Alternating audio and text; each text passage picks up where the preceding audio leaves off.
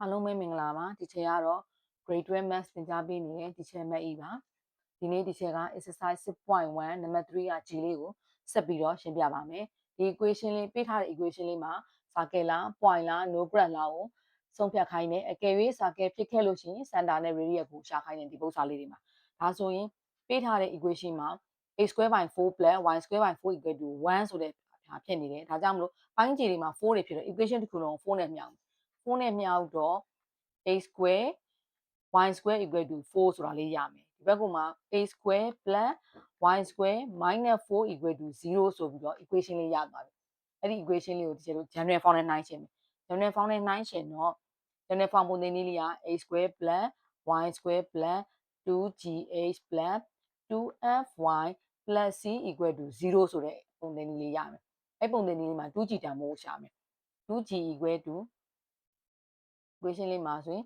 2g equal to 0ဒါကြောင့်မို့ g equal to 0ဒီဘက်ကလည်း 2f equal to 0 f equal to 0 c equal to ကြတော့ -4 ဆိုတာရမယ်ထုံးစံတိုင်းပဲ g square plus f square minus c equal ပုံသဏ္ဍာန်နဲ့နှိုင်းရှင်းမယ်0 plus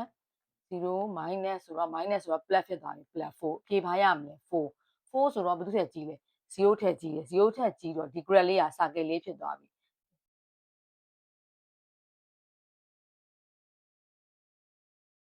circle ဖြစ်ပြီဆိုရင်ဘာရှာမလဲစင်တာရှာရမယ်